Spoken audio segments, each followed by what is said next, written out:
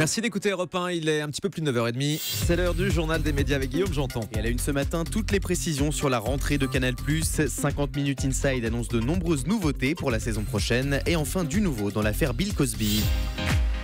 Allez, on commence avec la rentrée de Canal+, qui se précise. Après le grand ménage de Vincent Bolloré ces dernières semaines, Canal+ a officialisé ses programmes de la rentrée hier sur son compte Twitter. Parmi les nouveautés, un talk show présenté par Antoine Decaune intitulé Antoine s'en fiche. Le principe, l'animateur découvrira le contenu de l'émission en même temps que les téléspectateurs. Il devra par exemple improviser une interview avec un invité dont il ne connaît pas le nom à l'avance. C'est ce que je fais tous les matins. C'est ça. Eric et Quentin, les deux chroniqueurs du Petit Journal, auront leur propre émission diffusée le samedi en clair. Canal+ va aussi miser sur des programmes courts cette saison avec entre autres le retour d'Importantissime présenté par Chris Esquer, deux nouvelles pastilles du collectif d'humoristes Studio Bagel et puis Bloqué, un nouveau format court dont on vous parlait hier avec Ian Kojandi, le héros de la série Bref, et le rappeur Aurel San. Le grand journal de Canal+ fera quant à lui sa rentrée le 7 septembre avec Maïtena Birabin. D'autres rendez-vous de la chaîne démarreront un peu plus tard. 50 minutes Inside annonce plusieurs nouveautés pour sa rentrée. Et parmi elles, l'enquête d'Inside, une enquête autour d'une personnalité ou d'un événement qui décryptera ce qui fait l'actualité de la semaine. Une nouvelle formule pour People Police, la rubrique de Christophe Beaugrand. Le chroniqueur sera absent entre septembre et novembre, période durant laquelle il présentera Secret Story. C'est donc une caméra subjective qui ira se glisser dans les coulisses de la semaine des stars. Enfin, le fameux portrait en 5 dates de l'émission va évoluer puisque chaque entretien se terminera avec le 6e jour. Une rubrique dans laquelle la personnalité interviewée racontera sous forme de vœux un jour qui devrait bientôt marquer sa vie. 50 minutes Inside fera sa rentrée le samedi 29 août à 17h55 avec bien sûr Sandrine Quétier et Nico Saliagas. Du nouveau dans l'affaire Bill Cosby. Après la une choc du New York Magazine avec ses 35 femmes qui affirment avoir été violées par l'ancienne star de la télévision Bill Cosby, 3 nouvelles femmes sont sorties du silence pour accuser l'acteur du Cosby Show. Lors d'une conférence de presse à Los Angeles, 2 comédiennes et une ancienne hôtesse de l'air ont décrit leur rencontre avec Bill Cosby. Elles lui reprochent toutes de les avoir agressées sexuellement. Au total, 49 femmes ont porté plainte contre Bill Cosby. L'acteur américain devra faire une déclaration sous serment le 9 octobre prochain dans le cadre des accusations de l'une de ses femmes.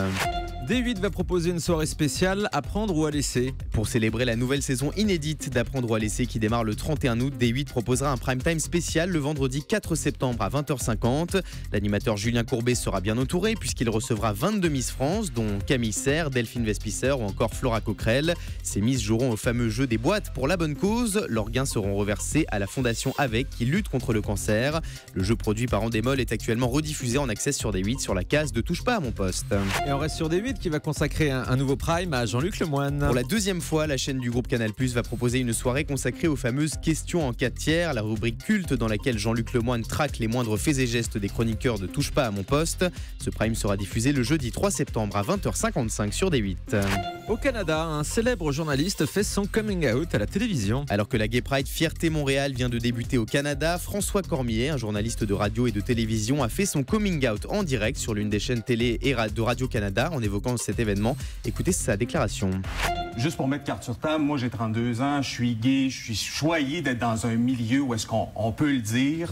J'habite dans le village, je fréquente la fierté. Cependant, lorsque j'avais 13, 14, 15 ans, puis je voyais les images une fois par année de Fierté Montréal, à un moment donné, tu te dis, est-ce que c'est vraiment ça, les plumes, les paillettes? Ce n'est pas que ça. Parce que ce sont les images qui nous sont projetées et je me mets à la place, j'ai été ce gars de région-là, qui voit ces images-là puis qui dit, mais moi, ça correspond pas du tout à ce que je veux devenir.